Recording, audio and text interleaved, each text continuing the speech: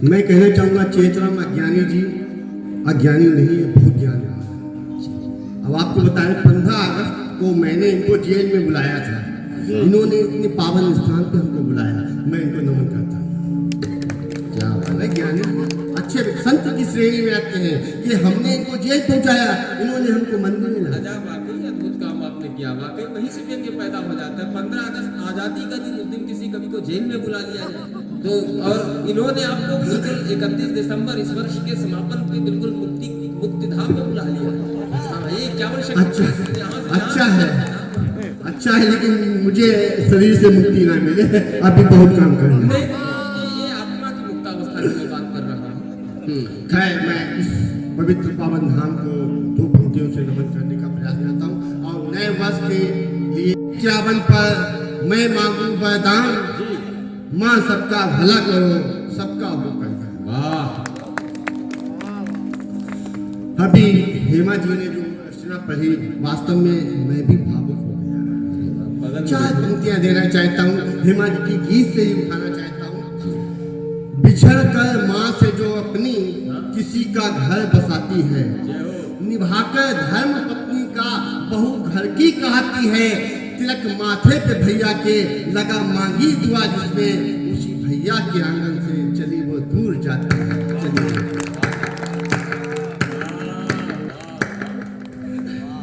मैं हास्य कवि हूँ और मैं जनपद शाहजहानपुर कस्बा पवाया से मंगवाया गया।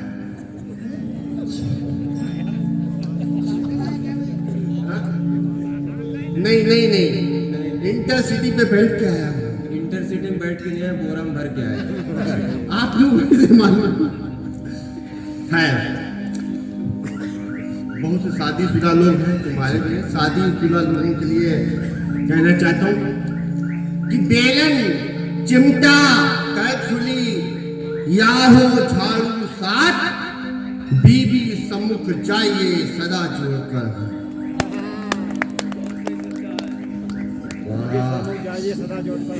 मेरे एक मित्र ने पूछा कि सामाजिक डर किसे कहते हैं? सामाजिक डर? मेरे मित्र ने पूछा कि सामाजिक डर किसे कहते हैं? मैंने तपाक से उत्तर देते हुए कहा, मेरी प्रेमिका के बच्चे मुझे मामा कहते हैं और हम हंसकर सहते हैं, इसे ही तो सामाजिक डर कहते हैं। क्या चरित्र है गुरु जी आपका, वाह, धन्य। हम एक नर्स से ब्याह रचाकर बहुत पछता रहे हैं और शादी के बाद भी उसे सिस्टर कहकर बुला रहे हैं।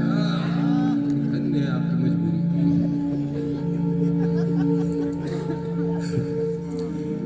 जुबा पे आता जिसका नाम, जिसने कर दी नींद हराम, छोड़ा जिसने तन्हा मुझको, उसको मिल जाए आसाराम। लोग कहते हैं तो अपने आगे तन्हा क्यों लगते हैं? जी, तो बताना चाहता हूँ, जब 68 वाले 28 के संग अपना पहलाते हैं,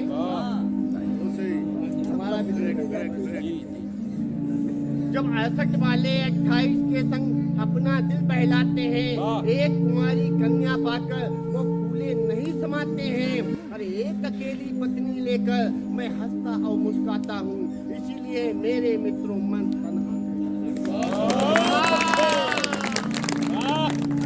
बिना माइक के तो और अच्छा। क्या लाइट चली गई? लाइट जुड़वाओ भाई। मैंने एक विवाहिता से पूछा, तुम अपने बीमार पति से लड़ती हो, झगड़ती हो, रोज रोज ताने भरती हो, फिर भी भारतीय नारी होने का दायित्व यूं निभाती हो, इसके इलाज के लिए पैसा पानी जैसा बांटती हो। विवाहिता बोली, श्रीमान मेरी बात पर दीजिए ध्यान, इसका इलाज कराना तो मेरी मजबूरी है, क्योंकि श्रृंगार करने के लिए इसका जिंदा रहना।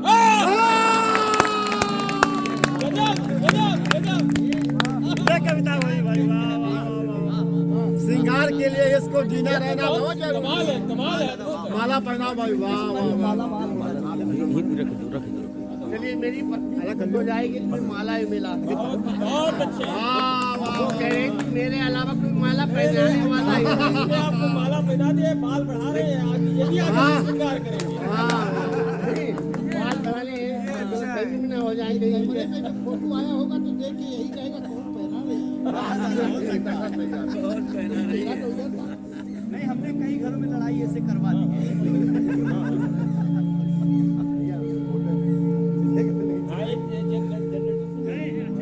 जोड़ रहे हैं आप। हाँ, जोड़ा बहुत अच्छा लग रहा है। बहुत अच्छा लग रहा है। वाह,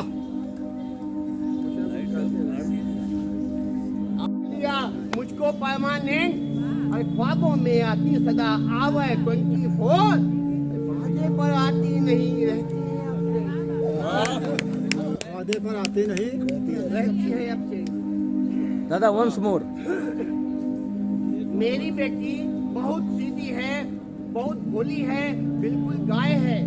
यहाँ मुझे मेरी ससुराल वालों ने शादी से पहले समझाया था, उसके ऊपर व्याख्यान देते हुए बताया था। हाँ सच, मेरी पत्नी बहुत सीधी है, बहुत भोली है, बिल्कुल गाय है। और जब भी रसोई में खाना पकाती है, पहली रोटी गाय के लिए, आखिरी कुत्ते के लिए बनाती है। जिस रोज गाय और कुत्ता नहीं मिलता है, गाय वाली रोटी खुद खा लेती है और कुत्ते वाली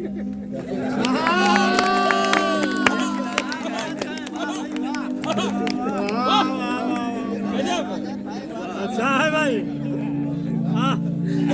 सब्र का फल मीठा होता है, यहाँ मुझे सब्र का फल मीठा होता है यह कहकर सभी ने हमको बरगलाया है, जबकि सब्र का फल ना मीठा होता है ना कड़वा होता है। वास्तव में सब्र का फल ही नहीं होता है, यह मुझे लाल के सरवानी ने बताया।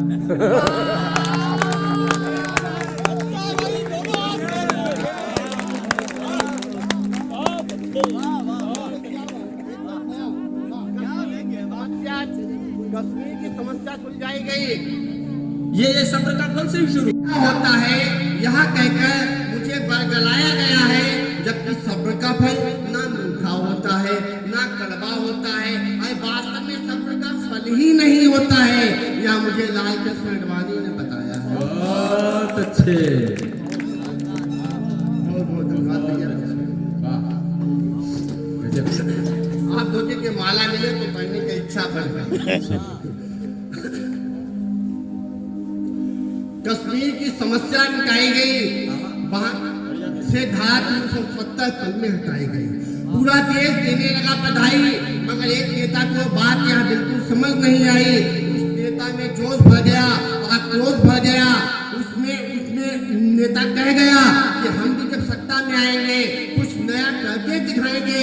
इन्होंने कश्मीर से धारा 370 हटाई है, हम पूरे देश से धारा 376 हटाएंगे। धारा 376 हटाएंगे। धारा 376।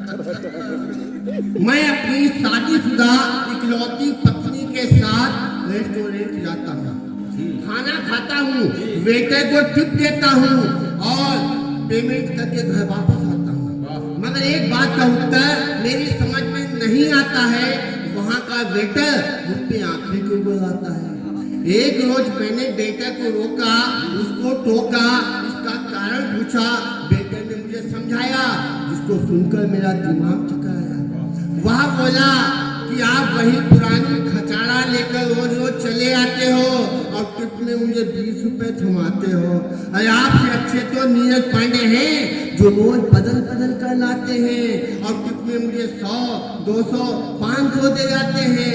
हम आपसे इसी बात पे गुस्साते हैं।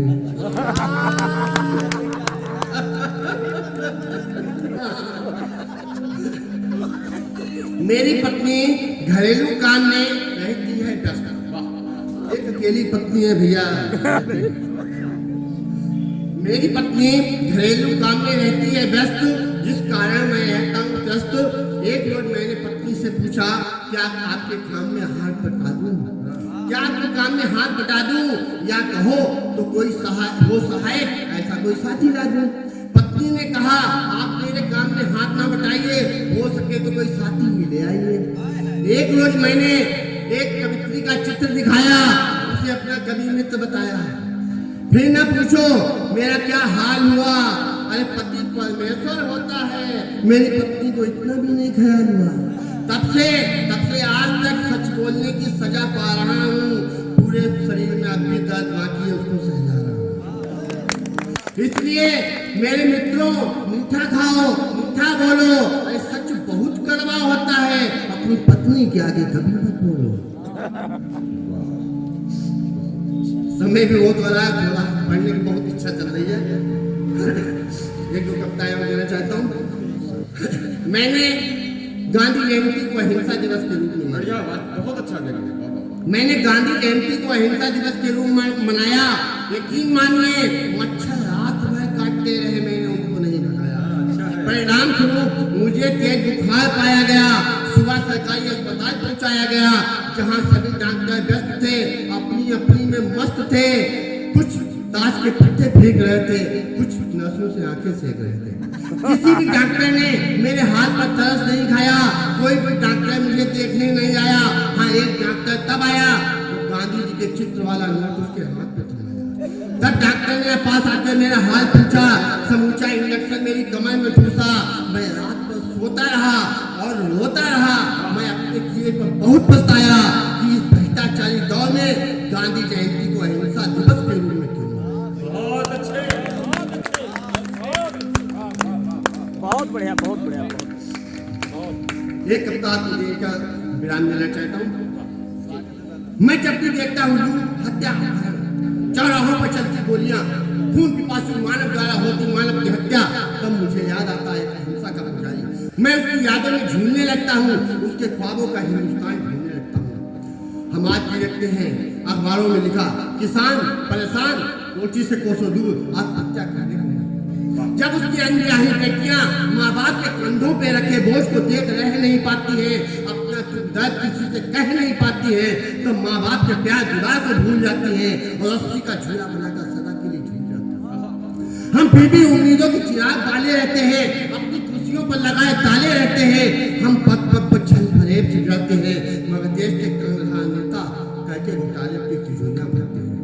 हम आज भी देखते हैं फुटपाथों पर जूतों पर पालिश करती या मूंगफली चने बेचती हुई दिखलियां, या किसी के नेता के घर के चक्कर लगाते दर दर की ठोकरें खाते हुए दिखलियां।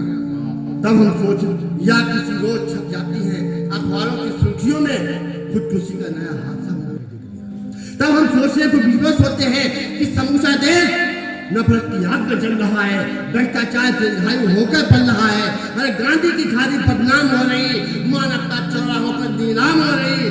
ऐसे में नेता हमको बरकराते हैं, अरे अस्त हो रहे सूरज